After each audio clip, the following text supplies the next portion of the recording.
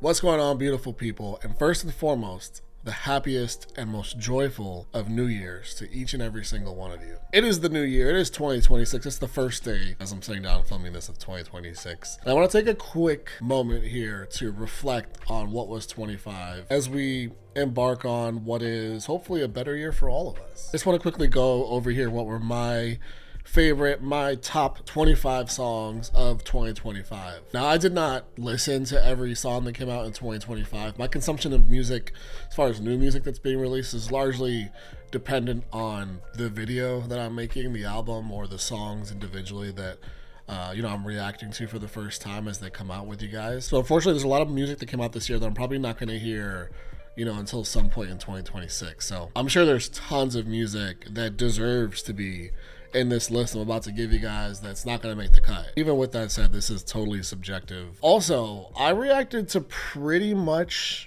kind of all of these songs, with the exception of maybe 3 or 4 here on the channel. If not in a video uploaded to YouTube, certainly in a video uploaded to Patreon. Anyways, guys, enough with the chit chat. We're here for a list. So I actually have 26 songs because I gave one artist 2 songs, and that's because I thought that artist had the best album of the year. So they have 2 admissions into the top 26 now, technically. So we're gonna start with 26, but just pretend it's 25 because 25 in 2025 just rolls off the tongue a lot better.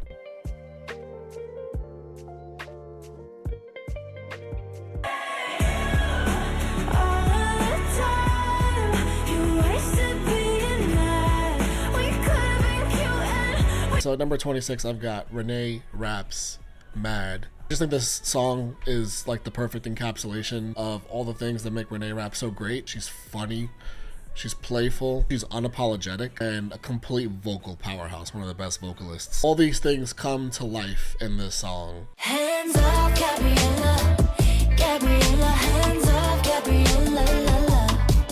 Back off from my fella. Number 25. I've got Cat's Eye, Gabriella. This is the first song I heard from Cat's Eye. I don't know if I could be more excited for a group's future. The way I can already tell that they won't be boxed in as artists is just the obvious display of range and diversity. The song does a great job to show that off. And if I'm listening to you for the first time and your song can get me to put a huge circle on you as an artist and just keep a wide-eyed lookout for everything you're going to be doing in the future, then you're doing something right. So shout out to Cat's Eye.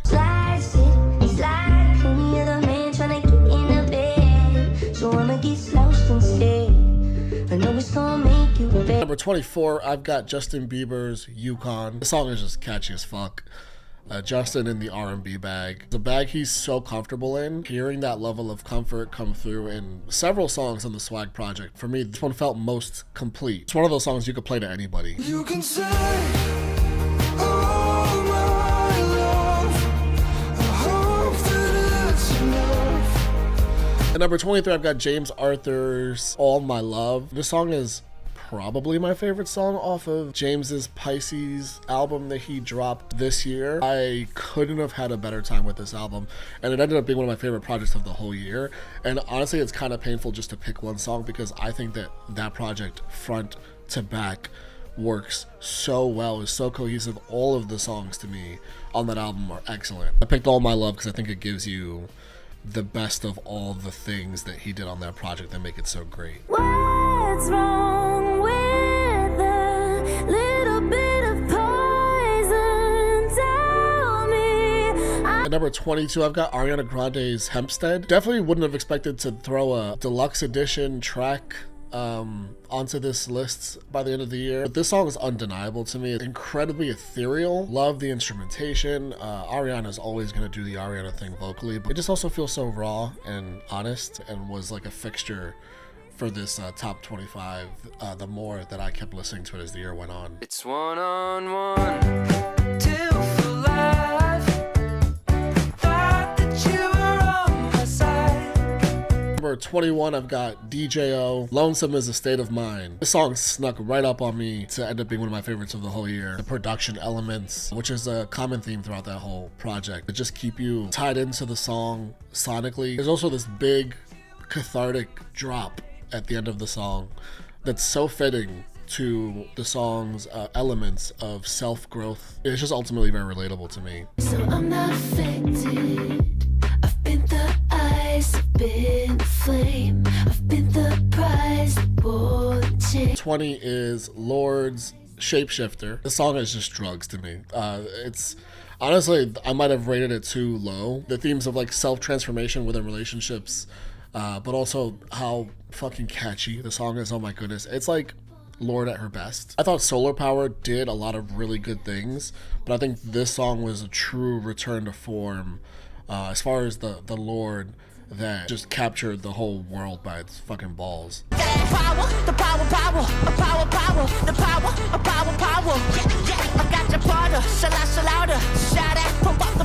At number 19, I've got G-Dragon's Power. The song is so badass. I love a diss track. The lyricism is off the charts. It's oozing with charisma. Every time I listen to this song, it just makes me feel like nobody and their hate or negativity, whatever it might be, can stop me from doing anything. It just makes me feel really great. All that time I sat alone in my tower, you were just honing your powers. Now I can see it all. Number 18, I've got Taylor Swift, The Fate of Ophelia. I almost tried to get cute and put Elizabeth Taylor on this list instead of this song, just to not feel like too obvious because of how big a hit Fate of Ophelia ended up being. There's no need to get too cute. Just the ability to take that tragic Shakespeare story and turn it into an incredible pop song is such a specific Taylor Swift skill. She very well earned her spot in my personal top 25. We're going up, it's our moment. You know together we're glowing. Gonna be golden. Oh. Why does it feel right every time I let you in? Why does it feel like I can tell you anything? All the secrets that keep. Number 17, I'm kind of sort of cheating, but it's my list, so I make the rules here. Pick 2 songs from the K-pop Demon Hunters movie, Free and Golden. This film was one of the most prominent things to come out of 2025 and well deserved. Free because I just love a ballad duet, 2 insane vocalists just putting all the emotion, a little bit of friction obviously, and a story. It's you fully engulfed to the emotions of the song. And then Golden just has to be on this list as well. The 3 vocalists behind Golden and stars of that film, stars of the world now. I think they all live in a lot of hearts. Shout out to AJ, but also Andrew Choi. Do you want the house tour? I could take you to the first, second, third floor. And I promise none of this is a. At number 16, I've got Sabrina Carpenter's House Tour. The song is so fucking fun. I know there were bigger songs on the album than this one. Overall, this album was like a really proper bigger sister to Short and Sweet. The album's such a cohesive follow-up, and for me, House Tour just sort of separated itself more than the others. Non-stop fun. Yeah, Sabrina's just so good. I got nothing to lose, but you're not just anybody. No, you're nobody's muse. Number 15, I've got Cautious Clay, Art Museum. If you don't know who Cautious Clay is, do yourself a favor and just go listen to everything he's ever made, because he doesn't miss. A lot of his music, and this song particularly, incorporates so many jazz, R&B, pop-like elements, mixed in with really creative, thought-provoking songwriting, and like one of the smoothest voices ever. Go listen to Art Museum and put yourself onto some Cautious Clay. You're killing me, girl.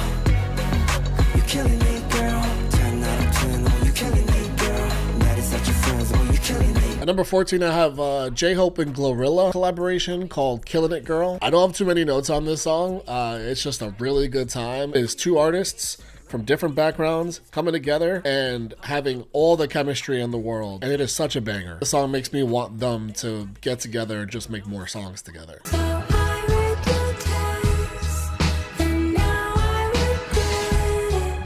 I can't get my head round. Number 13, I have Lily Allen, Tennis. I listened to this album more recently. I'm still sitting with it, but oh my goodness, the story being told from front to back. I said this in my original reaction to the album in whole, but my God, do I need this album turned into a stage musical, which I believe they're in talks to do. For me, Tennis gives you as much of a look into the story as any of the songs on the album, while also just being a banger at the same time, while also just being my favorite song to just listen to on the album. But this album in general is a required front to back listen. Shout out Lily Allen. Opening me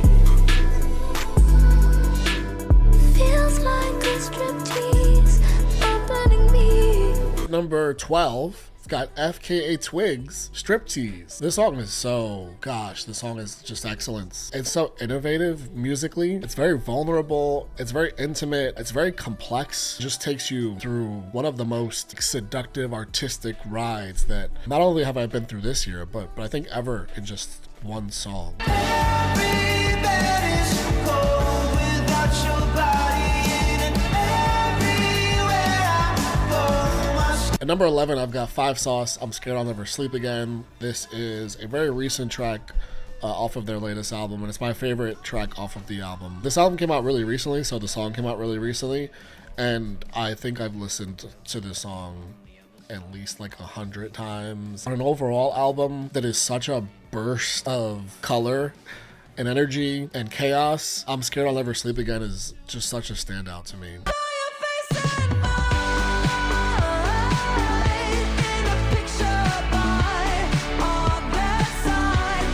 At number 10, I've got Lady Gaga, Vanish Into You. Melody, the idea of just longing to disappear into the person you love the most and fully feeling that when you listen to the song. The song also on an album, one of the better albums I heard all year, and got like an array of different types of sounds, makes this song for me stand out that much more. Too much to live. You're the park that to it. At number 9, I've got Olivia Dean, Let Alone the One You Love. This artist is so special. Olivia Dean is such a special artist, songwriter, and that is what stands out about the song to me, is the songwriting, as well as her ability to deliver vocally on that songwriting. Her ability to communicate her feelings, to communicate the reality of these situations that don't work out for whatever reason. Another song I cannot get enough of this year. So can you come pick up your clothes? I had them folded. Leave me, yeah. At number 8, Kehlani, Folded. Yeah, this is just R&B perfection. I don't know what else to add to that. When you talk about R&B as a genre, the 90s are an era that comes to mind a lot. The early 2000s as an era that comes to mind. There's currently a ton of really great artists making really great R&B music. I feel like Folded takes the mantle of this current era of R&B music. It's just excellent. I mean, it really is the perfect song.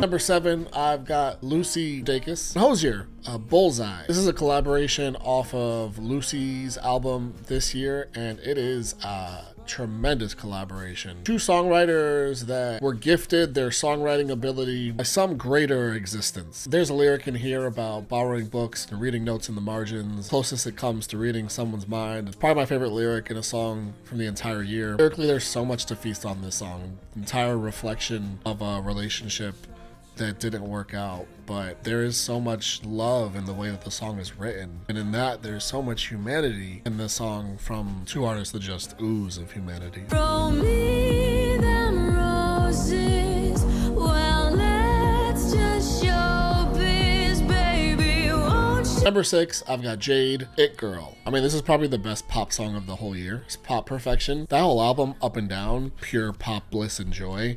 If Angel of My Dreams didn't come out in 2024, that would also be on this list. Jade is just so at home in this sound, and this song is such a banger, and it makes you feel so good. I hope she makes music forever, and I love her. Somebody take me in your arms tonight. At number 5, I got Miles Catton, I Lied to You. This song is a soundtrack from the film Sinners. If you know, you know at what point in the movie this song plays.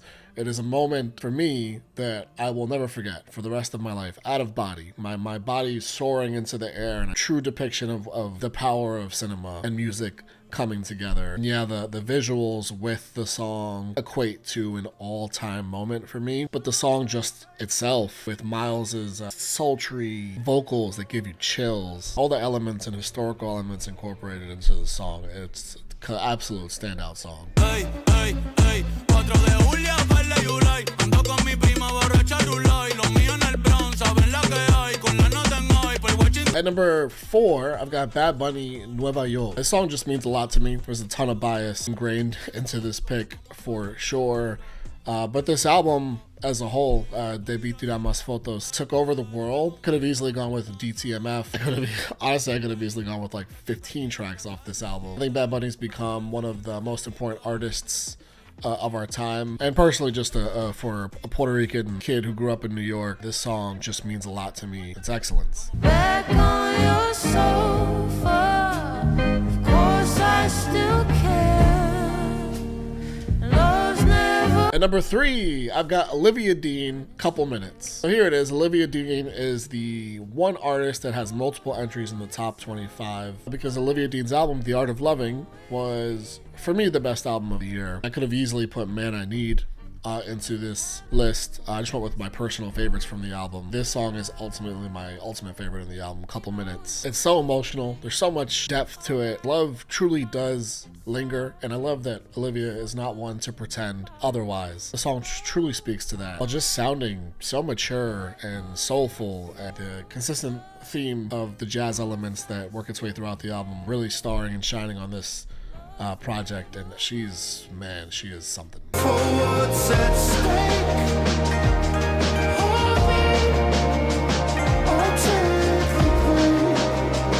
At number 2, I've got Bon Iver featuring Danielle Haim, If Only I Could Wait. Best way I could describe this song, an actual ascension to heaven. Every second of this song is so taken care of. These artists' voices come together so tenderly. Danielle Haim was the perfect partner to Bon Iver on this song, and it's just beautiful. It's the most beautiful song I've heard in a very, very long time. I'm the one who still loves your ghost. I reanimate your bones with my. At number 1, my number 1 song of the entire year, 2025, is Hayley Williams, True Believer. The song is off of Hayley's most recent album, Ego Death at a Bachelorette Party, and this is probably my second favorite album of the year, right after Olivia Dean's album. I could have easily put Parachute in here. I could have easily put Glum on this list. I could have easily put Love Me Different. I kept it to just one track because it was, for me, the actual best track of the entire year. For the track to be so representative of